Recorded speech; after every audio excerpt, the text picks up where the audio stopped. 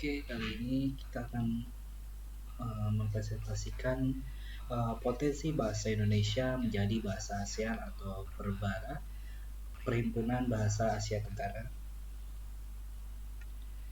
Jadi dalam sejarahnya, bahasa Indonesia berakar dari bahasa Melayu dan berimprovisasi dengan kosakata serapan dari bahasa asing seperti Inggris, Belanda, Portugis, dan lainnya. Bahasa Indonesia sendiri terdiri dari beberapa bahasa, contohnya bahasa Indonesia berasal dari bahasa Melayu. Bahasa Melayu adalah bahasa yang berkembang di tepian Selat Malaka.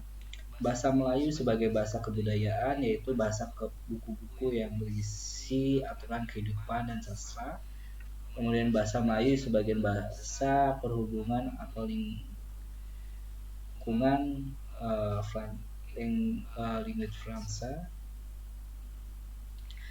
Bahasa Melayu sebagai bahasa perdagangan, kemudian bahasa Melayu juga sebagai bahasa resmi kerajaan. Jadi sebelum adanya bahasa Indonesia, kita menggunakan bahasa Melayu, kemudian dikembangkan.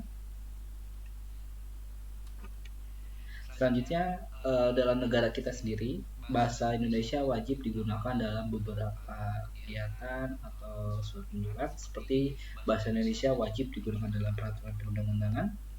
Kemudian bahasa Indonesia wajib digunakan dalam dokumen resmi negara, dan bahasa Indonesia wajib digunakan sebagai bahasa pengantar dalam pendidikan nasional. Kemudian bahasa Indonesia wajib digunakan dalam pidato resmi presiden, wakil presiden, dan pejabat negara lain yang disampaikan di dalam atau di luar negeri. Bahasa Indonesia wajib digunakan sebagai bahasa pengantar dalam pendidikan nasional. Kemudian bahasa Indonesia wajib digunakan pelayanan dalam administrasi publik, instansi pemerintahan. Kemudian bahasa Indonesia wajib digunakan dalam forum bersifat nasional ataupun forum yang bersifat internasional di Indonesia. Bahasa Indonesia dapat digunakan dalam forum bersifat internasional di luar negeri. Oke. Lalu kemudian pada UUD 24 tahun 2009 tentang bendera, bahasa, dan lambang negara serta lagu kebangsaan, bab 3 tentang bahasa negara. Oke. Nah, salah satunya bahasa Indonesia yang dinyatakan sebagai bahasa resmi negara dalam pasal 36 Undang-Undang Dasar Negara Kesatuan Republik Indonesia tahun 1945, bersumber dari bangsa yang diikrarkan dalam Sumpah Pemuda tanggal 28 Oktober 1928 sebagai bahasa persatuan yang dikembangkan sesuai dengan bahasa Indonesia. Bahasa Indonesia berfungsi sebagai jati diri bangsa, kebanggaan nasional, sarana persatuan berbagai suku, bangsa, serta sarana komunikasi antar daerah dan antar budaya daerah. Kemudian bahasa Indonesia sebagai bahasa resmi negara berfungsi sebagai bahasa resmi kenegaraan, pengantar pendidikan, komunikasi tingkat nasional, pengembangan kebudayaan nasional, transaksi dan dokumentasi negara atau niaga, serta sarana pengembangan dan pemanfaatan ilmu pengetahuan, teknologi seni, dan bahasa media massa. Kemudian dalam materi ini kita akan membahas mengenai bahasa Indonesia sebagai bahasa pengantar di ASEAN dan eksistensi bahasa Indonesia sendiri untuk sekarang pada negara-negara lain sudah diajarkan di beberapa negara, dan di sini data yang saya dapat diajarkan di 52 negara di dunia. Kemudian bahasa Indonesia peringkat kelima bahasa yang paling banyak digunakan di Facebook, mungkin karena beberapa karena banyak penduduk Indonesia atau rakyat Indonesia yang masih menggunakan Facebook. Dan dari 250 bahasa yang ada di Wikipedia, bahasa Indonesia peringkat ke-26 dan terbesar ketiga di Asia.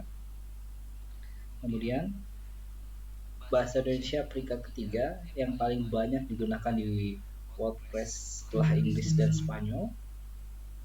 Kemudian sebagai bahasa kedua di Vietnam. Kemudian bahasa Indonesia terdapat pusat-pusat studi bahasa Indonesia di Jepang dan Afrika. Itu adalah salah satunya. Kemudian di era globalisasi, di sini ada beberapa dampak negatif dari era globalisasi pada bahasa Indonesia, di mana era globalisasi ini perkembangan bahasa Indonesia kurang mengembirakan. Pertama, di pendidikan banyak mahasiswa kurang dapat menjelaskan alur pikir dan menulis karya ilmiah serta makalah dalam bahasa Indonesia.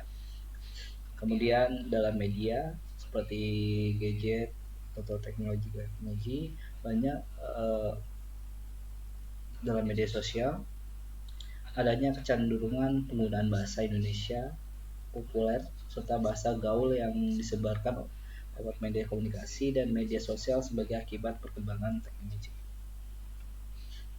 Kemudian bahasa Indonesia dalam ASEAN. Pertama, bahasa Indonesia yang merupakan identitas bangsa Indonesia merupakan salah satu budaya yang dapat mempererat dan meningkatkan kepercayaan antar negara ASEAN. Kemudian ketertarikan warga negara ASEAN untuk mempelajari bahasa Indonesia sebagian besar adalah karena peluang ekonomi untuk bekerja dengan telah dibukanya komunitas masyarakat ekonomi ASEAN atau MEA singkatnya. Lalu selain itu dengan banyaknya kekayaan budaya dan keanekaragaman di Indonesia menarik minat mahasiswa asing untuk mengadakan penelitian langsung di Indonesia. Oke. Lalu faktor yang mempengaruhi bahasa Indonesia menjadi bahasa ASEAN. Dikutip dari Simon Simbolon, ahli bahasa Indonesia, mengatakan bahwa bahasa Indonesia dan Melayu direstu menjadi bahasa resmi ASEAN dan telah diusulkan dalam pertemuan parlemen negara-negara di kawasan itu. Lebih lanjutnya lagi, dari aspek regulasi khususnya yang berlaku dan dianut negara-negara di Perserikatan Bangsa-Bangsa atau PBB, sebuah bahasa dapat dijadikan sebagai bahasa panutan dan pengantar di sebuah kawasan jika jumlah penuturnya sudah melampaui 200 juta penutur.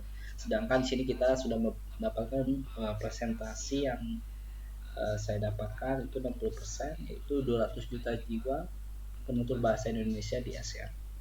Secara statistik jumlah penggunaan bahasa Indonesia telah mencapai angka tersebut di tingkat ASEAN. Beberapa negara ASEAN juga sudah banyak dipelajari bahasa Indonesia untuk kepentingan MEA. Kemudian dari Prof. Bertolt dan Saucer, yaitu Kepala Program Studi Bahasa Indonesia di Universitas Bonn, Jerman, yaitu dia memiliki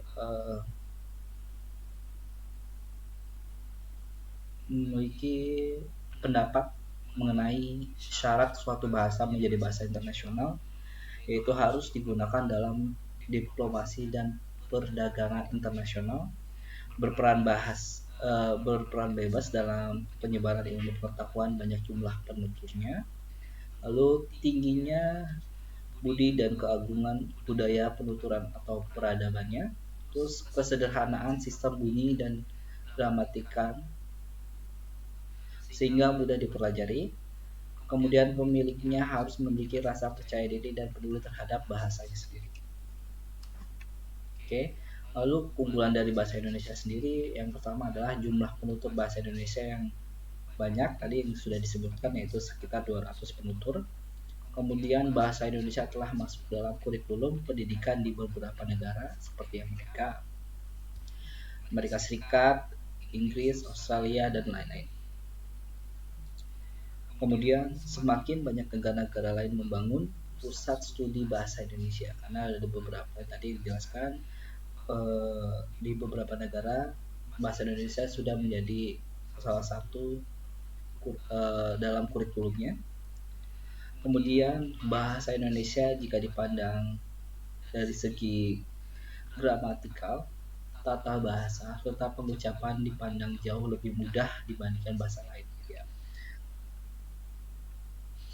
Jadi ini presentasi saya mengenai bahasa Indonesia.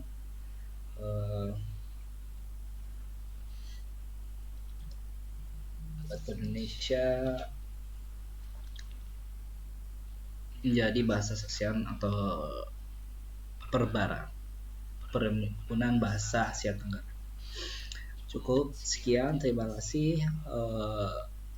Maaf apabila ada kurang dari presentasi saya yang tidak jelas atau terlalu cepat. Sekian presentasi saya akhiri. Terima kasih.